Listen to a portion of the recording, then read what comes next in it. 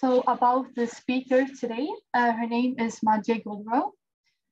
She is a journalist and spokesperson for women's rights in Iran. She has been active in Iran through student associations, writing and protesting for women's rights, and have been living in Sweden since 2019.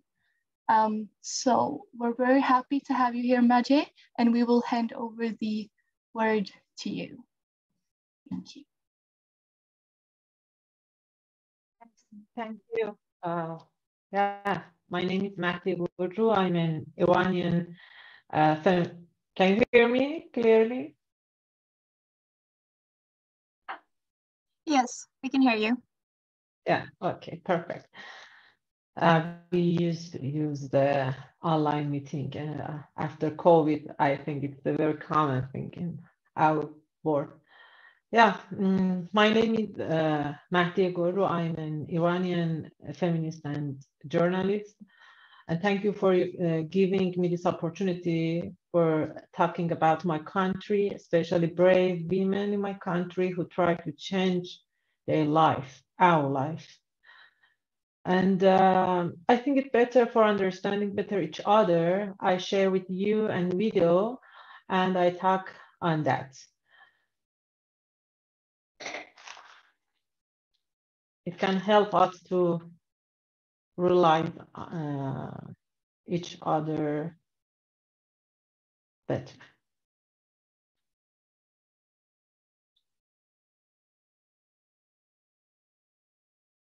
Share.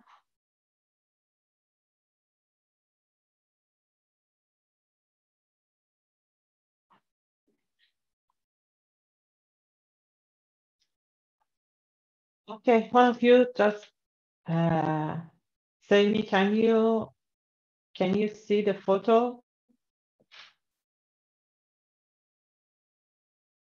here?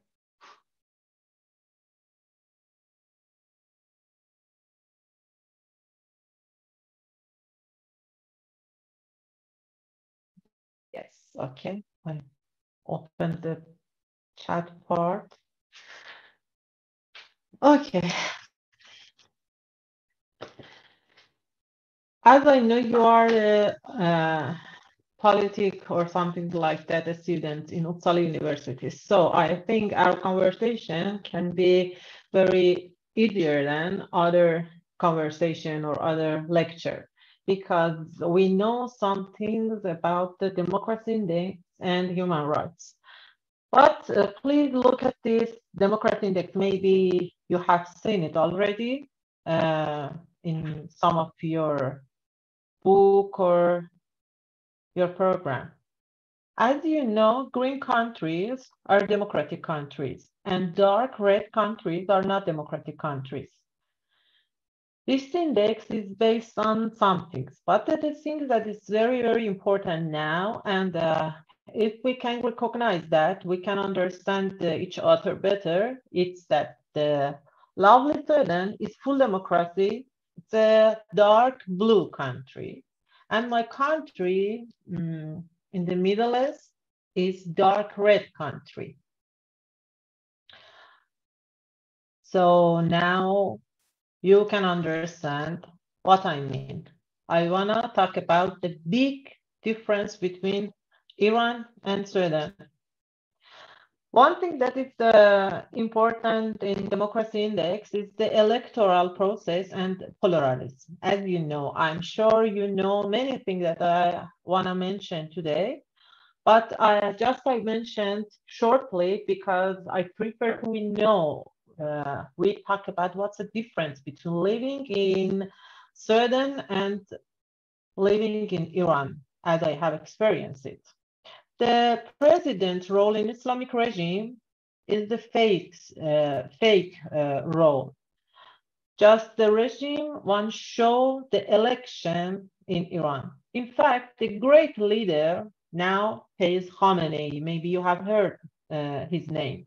The great leader is responsible for everything until his death. Every 4 years, some person chosen by the leader to participate in the election, and president candidate to let people choose the president among them. Now the Raisi, he is a mullah, is president in Iran. Around more than 1 year ago, some things like election happened in Iran. Another thing about democracy index is civil liberty. There is no right to change the religion in Iran. And if a person changed the religion, could condemn to death. Alcoholic drinks are forbidden, and the prison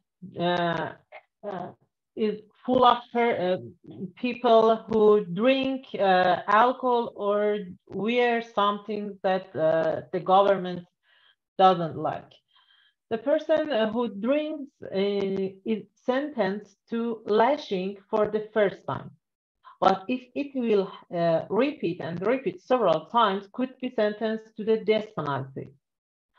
Another thing is political participation. In Iran, only Shia men could be president, but even Shia women couldn't not be president. It is another, yes. I know you know what is the death penalty, but fortunately and thanks for many human rights people who try to quit it in many countries as well, Sweden. Fortunately, you don't have death penalty in your country, but as you see, some country that is red and dark red have death penalty more than other countries. One of them is Iran. I don't know you can recognize Iran or not, but I hope you can see Iran in the Middle East. But Iran and its neighbors are red because death penalty is common penalty in Islam. And as you know, Iran and some other country that neighbors, their rules are based on the Islam. So the death penalty in this area is more than other countries. But as you know, the death penalty is killing a person as a punishment for a crime. Crimes punished by death includes in Iran, especially. I just want to explain about Iran, but in some of our neighbors, this is a little bit different. But in Iran, death penalty includes murder, rape, homosexuality. I want to emphasize on that. Homosexuality includes death penalty, drug trafficking, consumption and produce alcohol, spying, assisting the enemy, the war against God. It's the abstract crime, the war against God, and spreading corruption on earth. I'm sure you can't understand what is the spreading corruption on earth, but I'm like you, I can't understand what is the spreading corruption on earth. But as the Islamic regime said, homosexuality, drink alcohol, or have any kind of relation out of marriage, it's something like spreading corruption on earth. Another map can help us to continue our talking about the Iran. It's about the child marriage for girls. My country, Iran, is orange. As you see, the country that you can see, it's the orange country. The child marriage is completely legal. And as you see, in Sweden and some other country, it's completely illegal. But according to Shia, and Shia maybe you know, Shia-based, the legal age for marriage is for girls it's 13, and for boys it's 15. But marriage can be at a younger age, younger than 13, with the father permission or judge permission.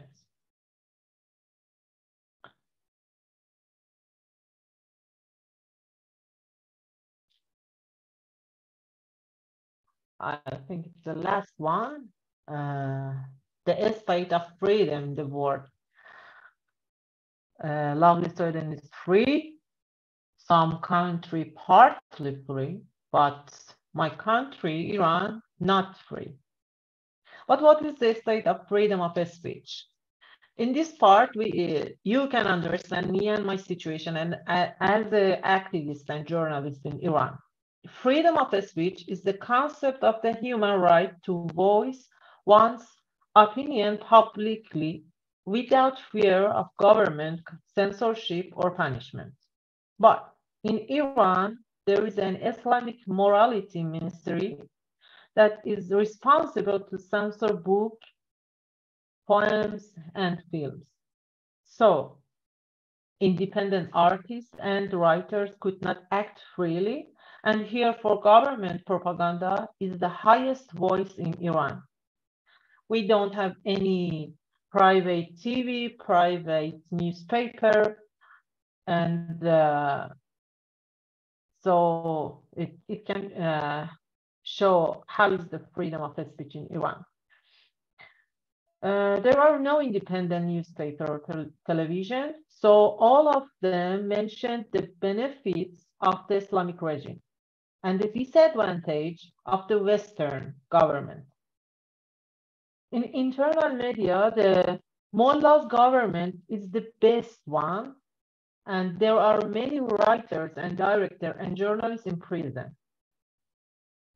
All the social media are filtered: Facebook, Twitter, TikTok, YouTube, Netflix, and recently Instagram, and many other social media that maybe I forget or I haven't heard the name.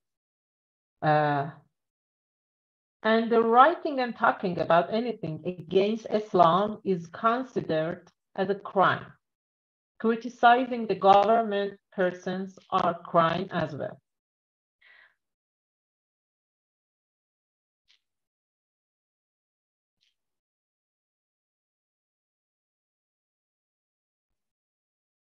It's the global gender gap report. Sweden is green, one of the best country for women, and my country it's something like pink. I think it's pink or something like red. Yeah. Iran is one of the worst country for women. And today I want to explain why my country is one of the worst country for women. And nowadays women in Iran try to change what? Something that is important in global gender gap report, it's economic participation. For example, how many percentage of women have job? In my country, under 15% can work and participate to the economy. And less than 2% work as a manager or something like that. And less than 5% of women go to parliament.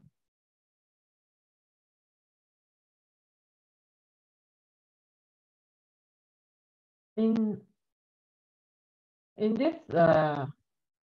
this report, Iran is in the 143 among 146 countries. 143 among 146. Can you imagine how is the situation of women in Iran?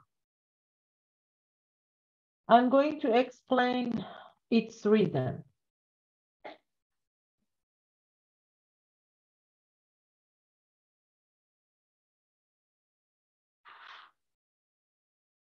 In Iran, women's hijab is controlled by the morality police, but it's more than morality police.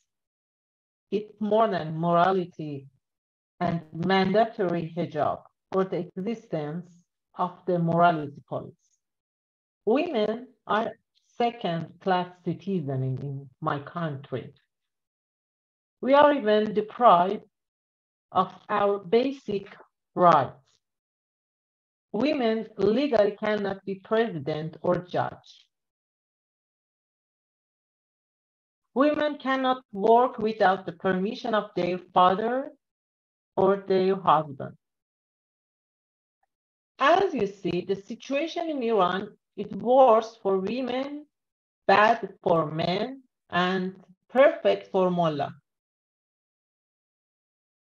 But today, I prefer to focus on the women's situation in Iran, because the situation of human rights in Iran is really worse during the last 4 decades. But today, I want to explain just about the women situation, because nowadays we have a feminist revolution in my country. As I mentioned, women cannot work without the permission of their father and their husband, and we even deprived of our basic rights, like legally we cannot be a president or judge. You know, in Islam, they believe that the women are very emotional person, and that's why you can't be a judge as a woman, because all the time you make a decision according to your emotion. So it's better you don't be a president or be a judge, because you can't make a good decision. Yeah, women cannot work without the permission of their father or their husband. Also, we are not allowed to decide about the traveling, education, where to live, and how to dress. Obviously, when we can't make a decision about our dress or about where we live, how we can be a president or judge. All of them have relation to each other. According to the Islam rules, abortion has always been illegal. It doesn't matter is there any dangerous for mother or for a baby. In the patriarchy and according to the Islamic rules, the women's main role is to be a mother. It doesn't matter, it will be dangerous for her or not. The laws in Iran will not let women have custody of children after divorce or when the father of the children dies. Father is the child's owner, and if he dies, the grandfather is the owner.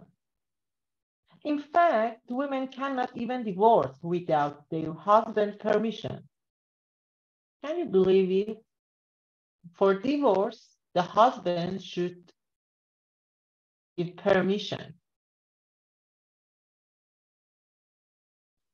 I know some of the rules is really awkward. I as a woman who live under these rules sometimes be confused, and I know it's obviously about you.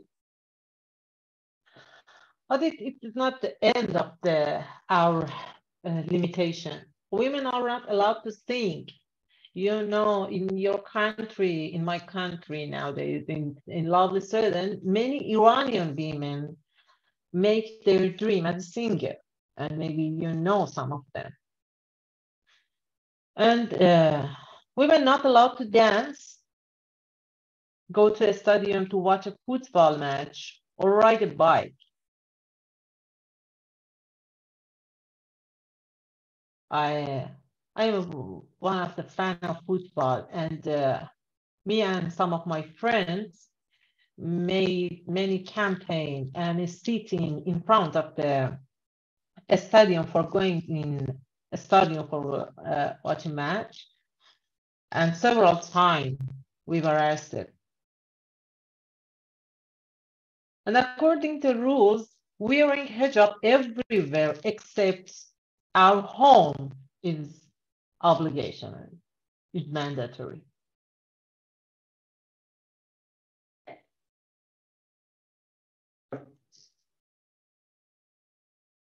But let me explain my own experience. I was born into a religious family. My father is a mullah, and I had to wear hijab when I was a kid. At that time, if anyone asked me, do you like hijab? I answer, yes, I love hijab. But why?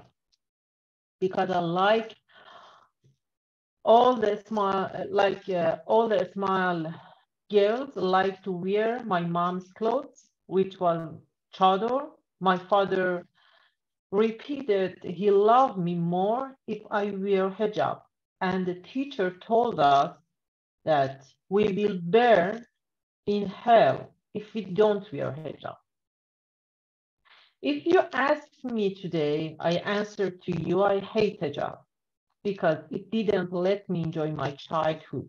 Honestly, hijab destroyed my childhood, and I learned to ride a bicycle in Sweden when I was 36, and always I see the hell in my nightmare at sleep. You see some photo, and it's the morality policy in Iran. As you see,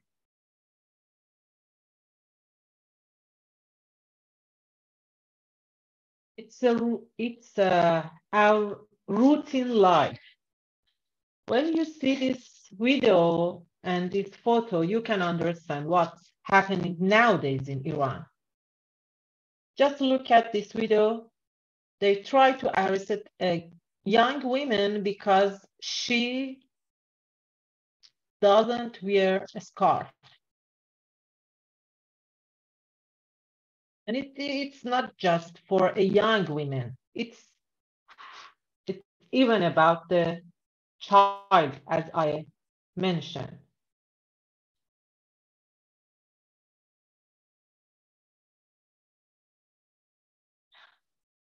The Islamic regime is the same as the other dictatorship governments, such as Gaddafi, Saddam, Hitler, Taliban, abuse children to run their propaganda. I remember when I was in this age that you see, we had to wear every morning this dress and stand in front of the Khomeini picture and try to pray for his healthy.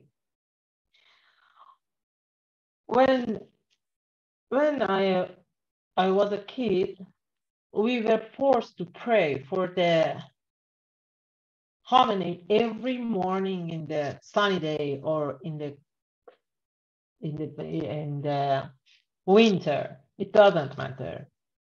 It was our duty. We had to do it. So I wanted you to know it's not just about the women, about men, about young women. It's about all of us.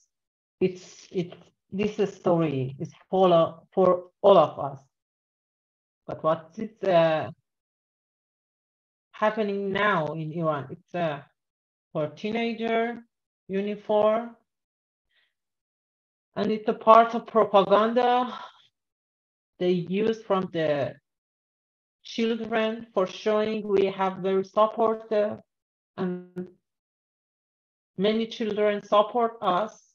But honestly, if you ask one of them, what do you like? They don't know. And nowadays, the government killed many children and students during last protests. And it's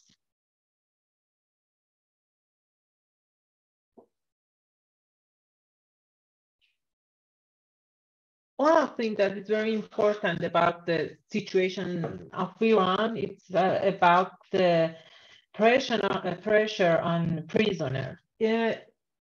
I have experienced exactly something like it when the government arrests somebody, make a pressure, and the prisoner have to confess again herself. For example, these women, maybe you see these women in front of the others cut their hair. After 2 days, the government arrested she and make pressure on her, and she has to come and say something against herself in front of the camera. Something like, I'm a spy, some Western country ask me come out and do something against Islam or against the government.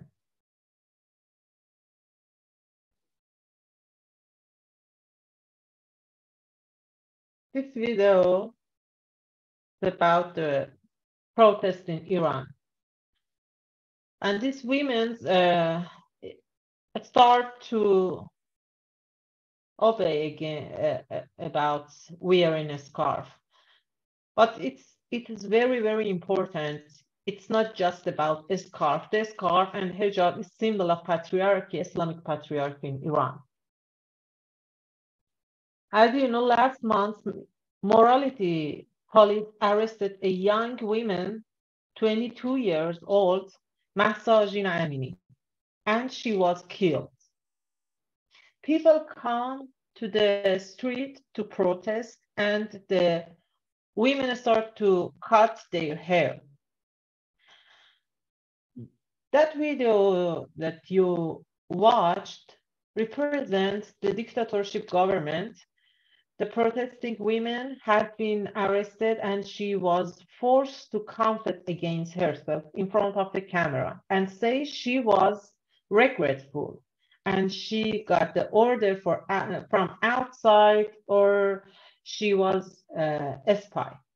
Sometimes the Islamic government arrests some of your membership, family member. For example, your sister, your brother, your parents, and sometimes arrest your children, and that's why the prisoner confess against themselves. And it's because of the pressure on the prisoners.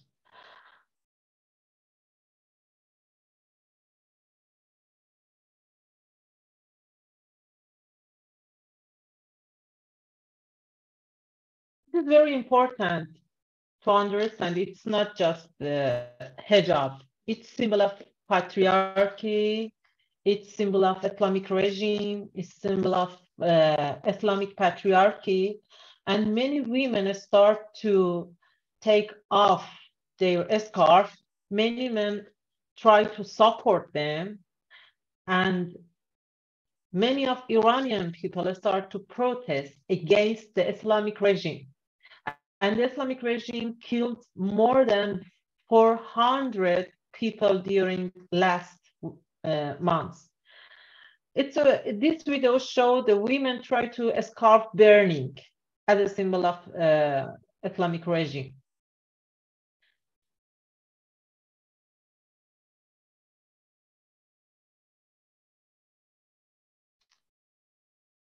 Yeah. I try to explain something about what's happening nowadays in Iran. Exactly now, many student activists, many journalists and director or artists were arrested and now are in prison in Iran. The government tried to make pressure on them, and they come and say something against themselves, against their friends, and they say we are a spy, and some other country order us for do these things. But it's very important, you know, what's the difference between democracy country and non-democracy country, dictatorship country? What's the difference between Sweden and Iran? In Iran, people have to do everything that the Khamenei as a great leader wants. But in your country, for example, just I want to say my experience in Sweden.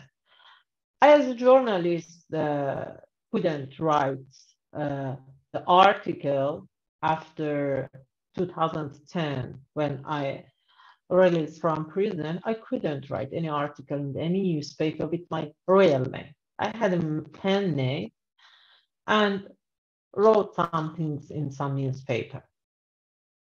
But when I came to Sweden after many years, I could write an article with my real name.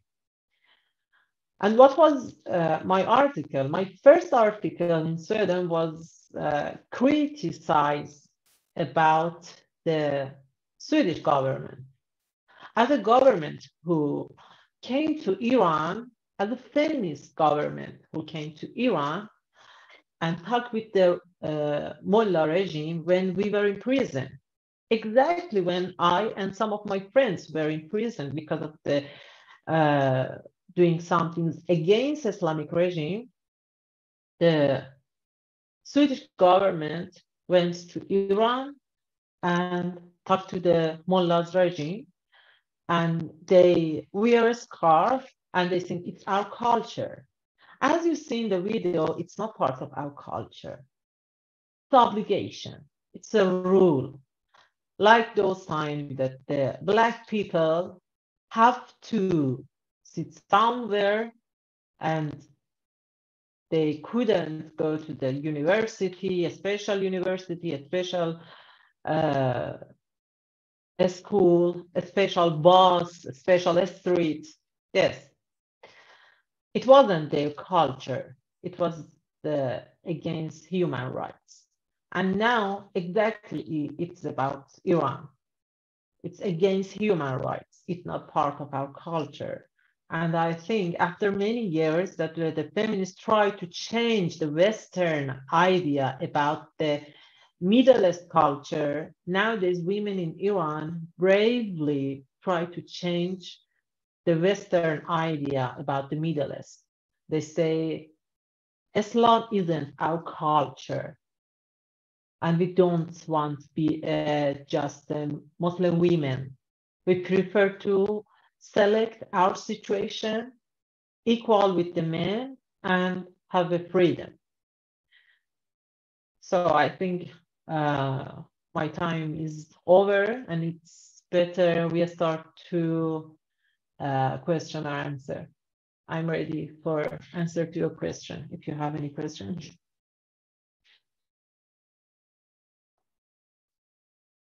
Thank you so much, Mahdieh. So we will open the floor for any questions. So if you have anything, you can just write it in the chat for the people on Zoom. And if anyone in here has any questions, feel free to raise your hand, or you can write them down and we can ask them.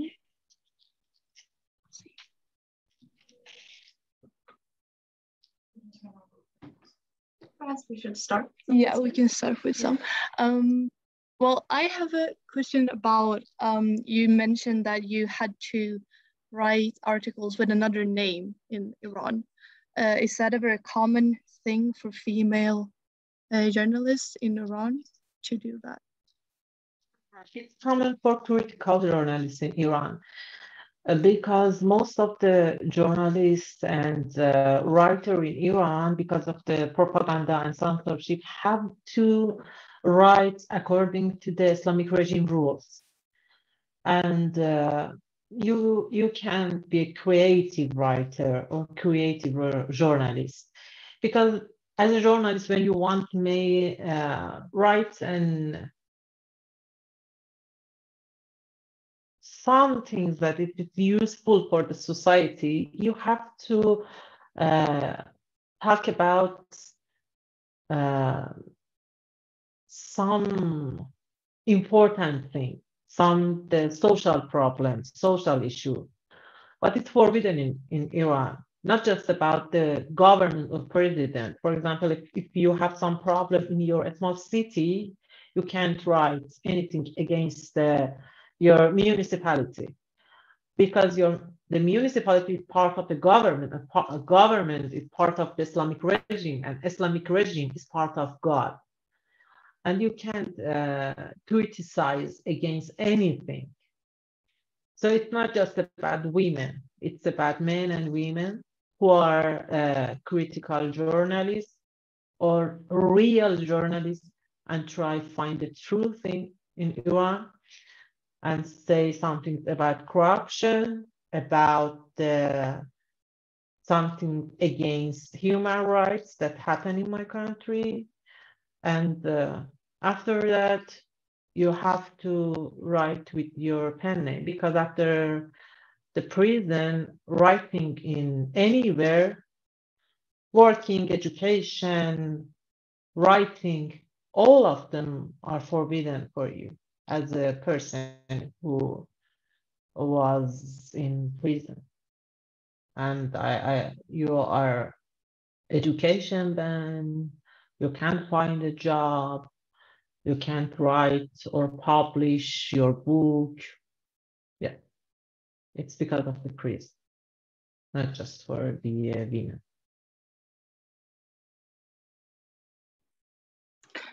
Thank you for your answer. And also related to that, you also mentioned that something that is forbidden, like against God, can be the death penalty. What is an example of something that could be against the rule of God? The details. Do you know, it's exactly like the before Renaissance in Europe. I'm sure you have read many things about the Renaissance duration. In those times when you think it's something like a Galilee or say something about the earth, about the soul, about the science even. The church say it's against God. And in Iran, it's exactly the same, but with around more than 500 years delay. In Iran, if you say anything about science or about Western country, or about, for example, in Holy Book, in Quran, it's not realistic, or say something about the Mullah regime or Islamic regime isn't the best government in the world, or about some rules, for example, say women can't be a judge because women are very emotional and can't make a good decision. I, as a writer or as a journalist, write something about some women who made a great and big decision in the world, like Thatcher or like anybody else, Merkel, or some women who can make a good decision in the world. When you write this kind of article, after just one day, they call you and say, come here for explain something. You go there and they ask you why you write it, and you explain your idea and say, no, they in Western country can't understand what is the rationale. But according to the Islam, you as a woman cannot be a judge, cannot be a president. And if you say you wanna be like a Western woman, you do something against God, against Islam. Simplify the example. But do you think you wanna say something about abortion or about the women education? Or for example, you know, women in Iran is completely like a slave. You can make a decision about your life. Where do you live? What do you dress? Your education, your job, anything. You can't make any decision for your life. For travel,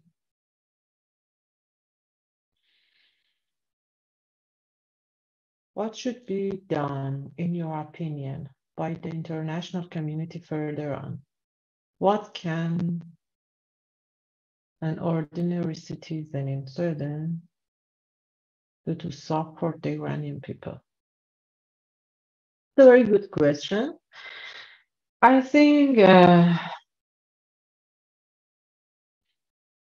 one thing that's very really suffer us as Iranian activists, it's that some activists out of Iran, especially Western activists, as a human rights or feminists, think it's a part of our culture in Iran, or democracy belong to the just Western country, or the propaganda of Iran. As you know, Iran, the regime has oil and has very money. With this money, try to buy many social media, many influencers in the world, or make a great propaganda. And that's why we can't talk about our country easily, because they have higher voice than us. So it's very important we, as independent activists, can talk with the activists in your country or other countries. Another thing that I think,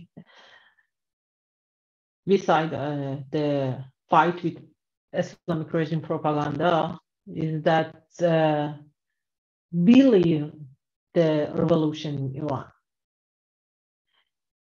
It's a real revolution. They try to change their life, our life. Because I think women in Iran try to make a peace for Middle East, make peace for all over the world. Islamic regime are enemy for all the countries all over the world.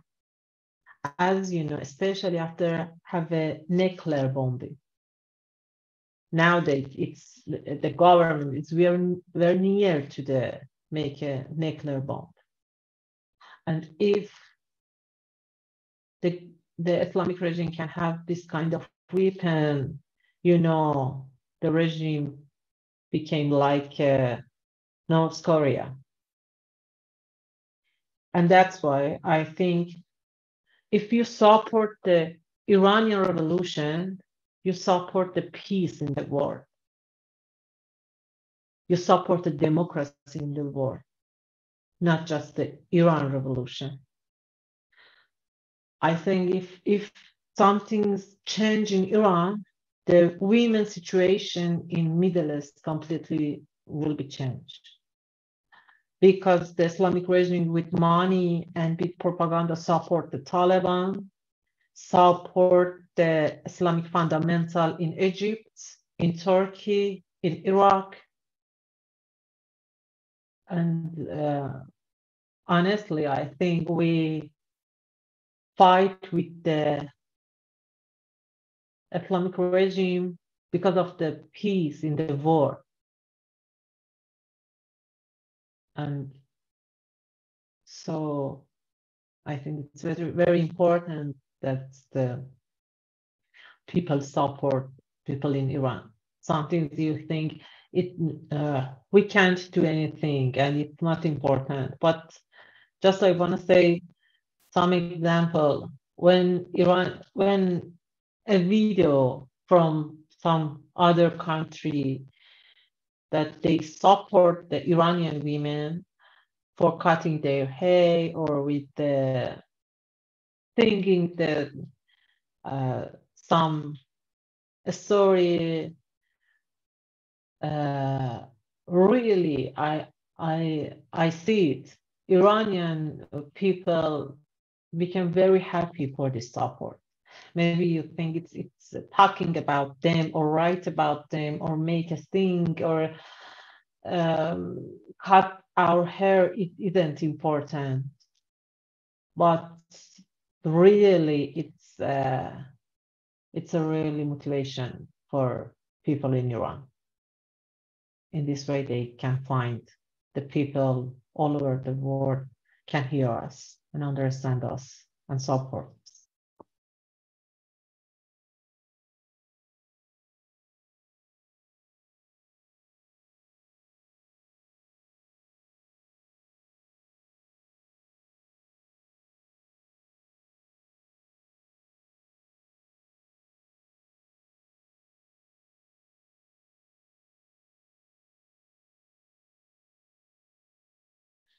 I think if the protest succeeds, the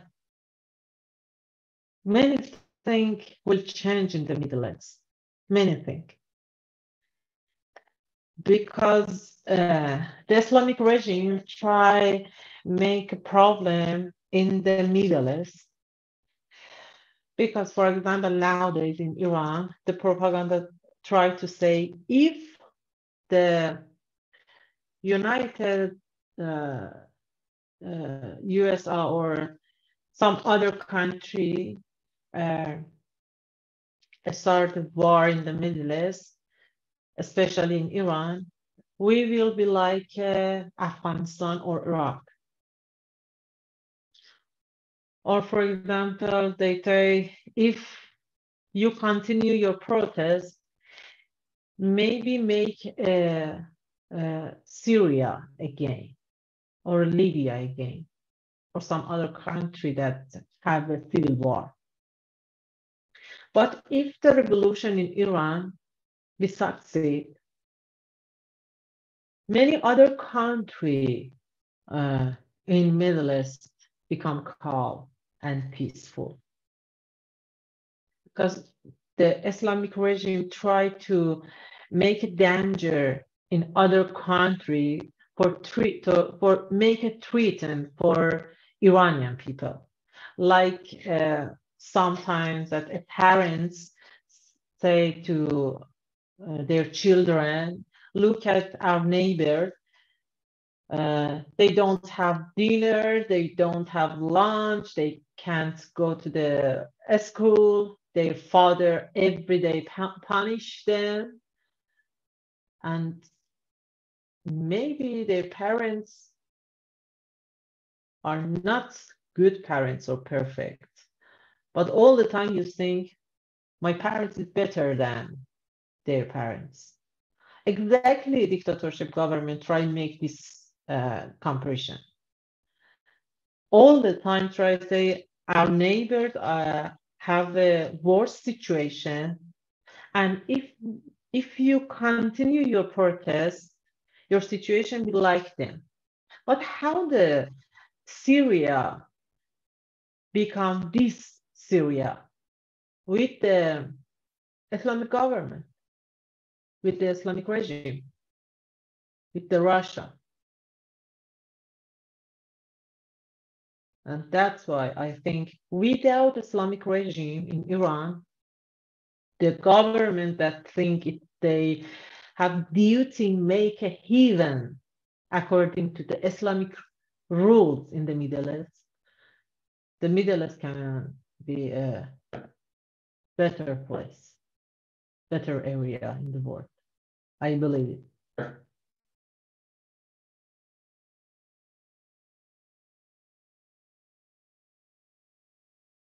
The sanction is a good idea. But honestly, I think it's sometimes sanctioned is against people, not against government. Now that it's better than before. But in United Nations, there is a Women Commission, and in the Women Commission in the United Nations, Iran have a desk, have a chair. As I explained for you, now you know how is the women's situation in Iran. But how many countries make a sanction against the Islamic regime, but the Islamic regime have chair in the Women Commission in United Nations. It's a little bit strange. That's why I think sanction is good, but the big sanction against the government. For example, about ambassador and about some international figure, or deport some of the member of family of the leadership in Iran, or some other people who have responsibility about the killing people in Iran.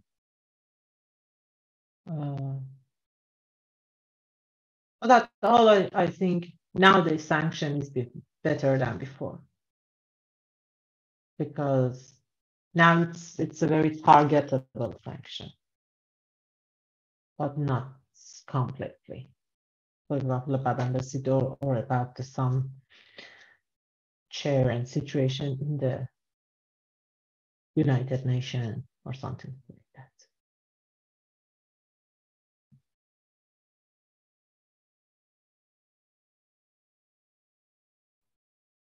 Just have one final question. What are the challenges of being involved in the protests while situated in Sweden?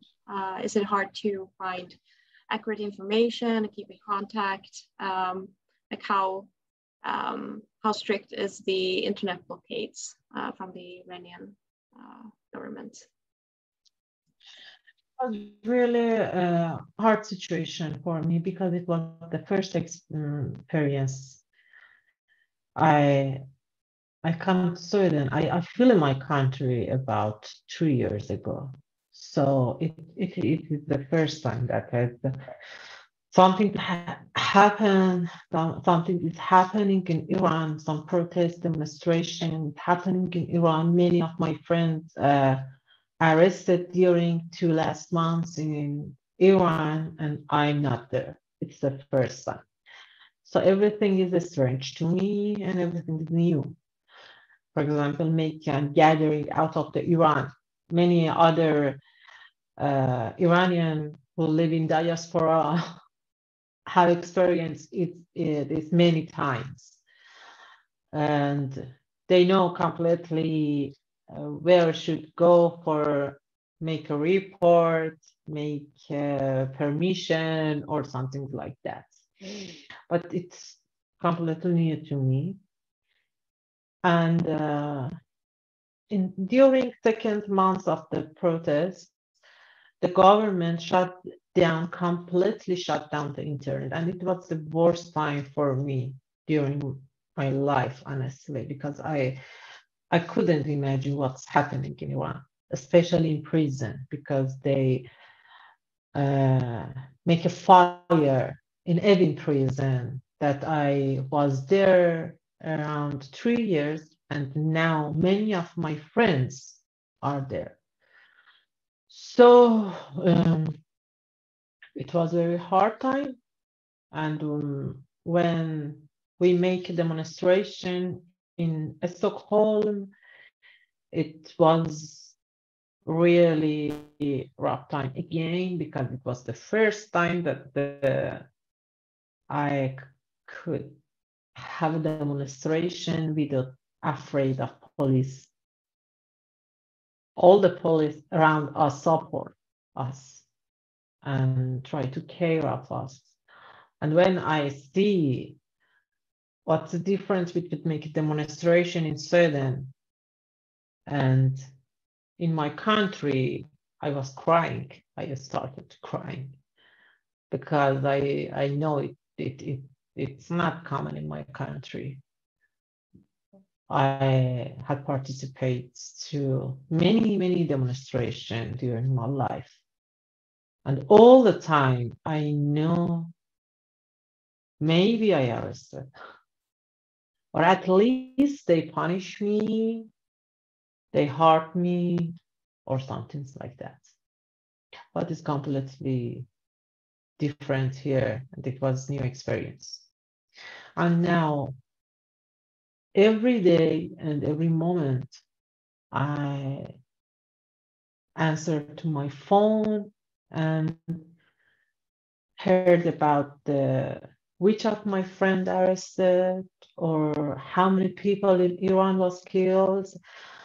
And many of lawyer, independent lawyer now are arrested. And that's why one of the biggest problem nowadays is the lack of lawyer, because just some of them are really brave and try to support other prisoners. So many of them are arrested, and now every day I try to find a lawyer. I try to encourage family to say their prisoner's name, because all the time the government try to make a treatment about their family, and all the time say them, you shouldn't report the name of your children or your parents or your husband, doesn't matter, your prisoners, to the media. And all the time we talk to the family about about the benefit of the make a report or say their name as a prisoner.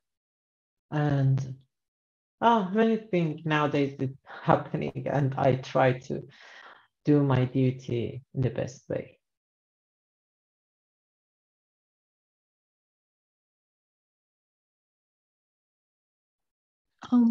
Thank you so much for your participation, Mahdieh. We are so happy that you have been able to share your time with us and all your valuable information. We have to end the Zoom meeting there. Thank you for participating, also all the other people on Zoom, and the audience here at the campus. Well, if anyone would like to become a member in FUF, you can find information on the website, FUF.se. Memberships cost 150 crowns for students and 250 for others. And we will also send out a survey after this seminar. So keep a lookout, and if you want to answer it, it will be very nice. And we will stop the recording now. Yeah. And thank you so much. Thank you so much for listening to my sad story about my country. I hope you can keep democracy in Sweden, because democracy is completely fragile, and all the time it's near to us. We lose the democracy in our country. So please take care of democracy and human rights in your country. The democracy needs to take care. Thank you so much.